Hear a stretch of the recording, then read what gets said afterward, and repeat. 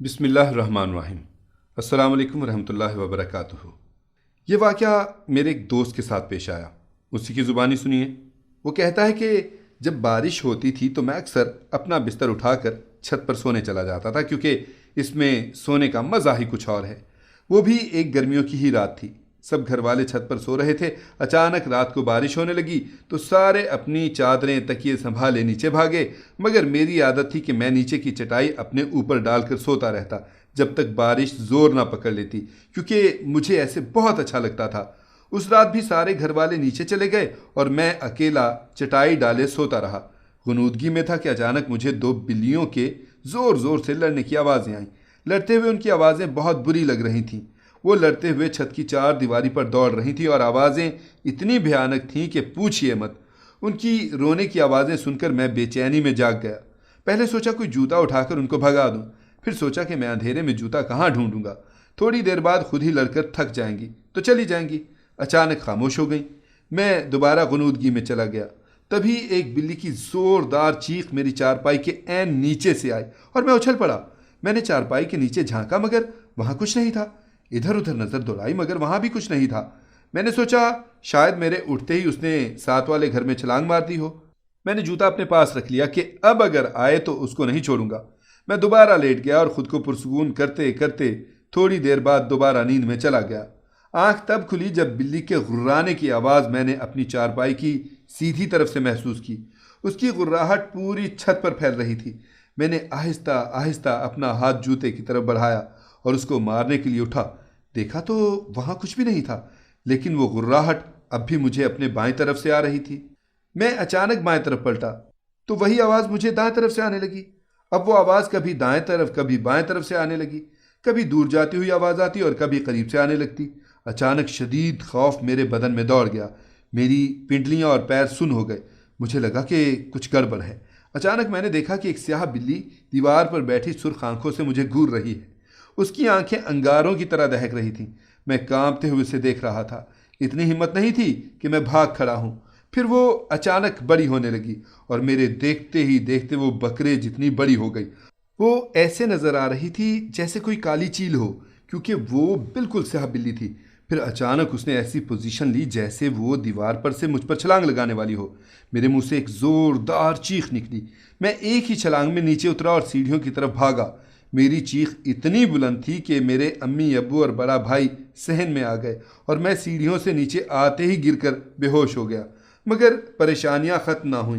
कुछ दिनों तक मुझे डरावने ख्वाब आते रहे। मुझे वही बिल्ली नजर आती जो कभी मेरे नरखरे पर दांत गाड़े हुए होती, कभी वो मेरा खून चाट रही होती।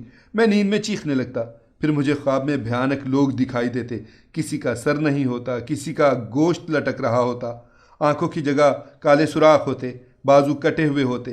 मैं बीमार रहने लगा, कमज़ोर होता गया। डर के मारे मैं घर से बाहर नहीं निकलता। फिर मौलवी साहब दम करने आते, मुझे पानी पिलाया जाता। मेरी वालदा हर वक्त मुझ पर सूरह यासीन पढ़कर फूंकती रहती। अफाका होता, मगर फिर वही हालत हो जाती। बैठे बैठे चीखें मारकर बेहोश हो जाता।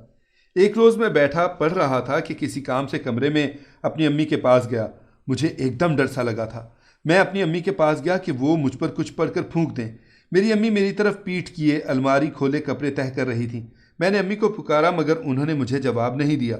मैं उनके करीब गया और उनका आवाज़ दी तो उन्होंने मुझे मुड़कर देखा, मगर वो मेरी वालदा नहीं थी।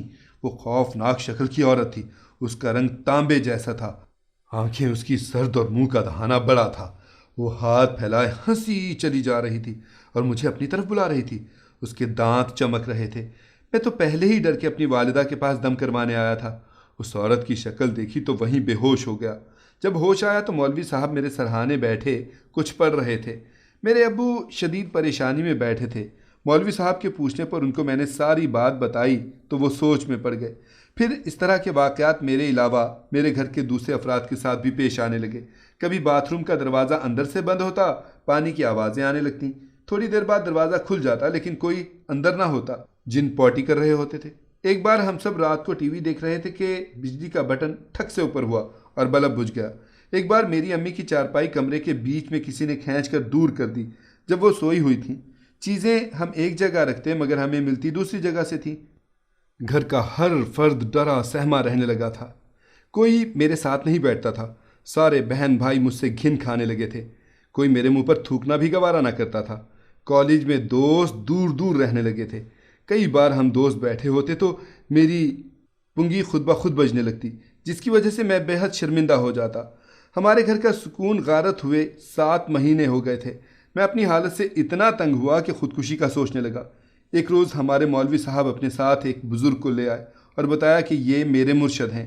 वो बुज़ुर्ग सफ़ेद कपड़ों में थे, सफ़ेद अमामा था, चेहरे पर सफ़ेद दाढ़ी थी और माथा ऐसे चमक रहा था जैसे रोशनी फूट रही हो। उन्होंने मेरे माथे पर हाथ रखा और मैं रो पड़ा। मेरे वालिद साहब ने सारे वाक़यात उनको बताए और वो सुकून से बैठे सुन रहे थे। उनके होठों पर ऐसी मुस्कुराहट थी और इतना सुकून था और चेहरे पर इतना नूर था कि दिल करता था कि उनको देखते ही रहें। उन्होंने मेरे वालिद साहब के साथ सारे कमरों का जायज़ा लिया, छत पर जाकर एक एक कोना देखा और साथ वालों की छतें देखीं। हमारे घर में मोहल्ले की औरतों का रश लग गया जो उनसे पानी दम करवाने आ गई थीं। वो मेरे करीब आकर बैठ गए और उन्होंने अपने दाएं पैर का अंगूठा मेरे माथे के दरमियान में रखा और अपनी आंखें बंद करके कुछ पढ़ने लगे। मुझे ऐसे लगा जैसे कोई मेरी खाल को खींच रहा हो। मेरी चीखें नहीं रुक रही थीं। मैं उनका अंगूठा अपने माथे से हटाना चाहता था मगर उनका पैर तक नहीं हिला सका। मेरा भाई मुझे बताता है कि वो 1 घंटे से ज़्यादा कुछ पढ़ते रहे और तुम्हारी दिलखराश चीखें सुनना हमारे बस से बाहर था। तभी हमने बुज़ुर्ग को बुरी तरह पीटना शुरू कर दिया। आहिस्ता आहिस्ता मैं पुरसुकून होता चला गया। आंखें खोली तो वो मुझे देख रहे थे। उनके चेहरे पर मुस्कुराहट थी। उन्होंने पानी मंगवा कर उस पर दम किया। कमरे के हर कोने में पानी छिड़का गया और 2 घूंट पानी मुझे पिला दिए। वो 2 घूंट पानी ऐसे जैसे कोई आब हयात था। पीते ही मेरे सर से 7 महीने का चढ़ा हुआ बोझ उतर गया। मेरे कंधे हल्के हो गए। मेरे जिस्म में सुकून दौड़ने लगा। मेरी बुझी आंखें रोशन हो गईं। मैं उठ गया और उनकी छाती पर सर रख कर रोने लगा। वो मेरे जिस्म पर हाथ फेरने लगे, फिर वो चले गए। आज इस बात को 2 साल हो गए हैं और अल्लाह का शुक्र है कि फिर कोई वाक़या पेश नहीं आया।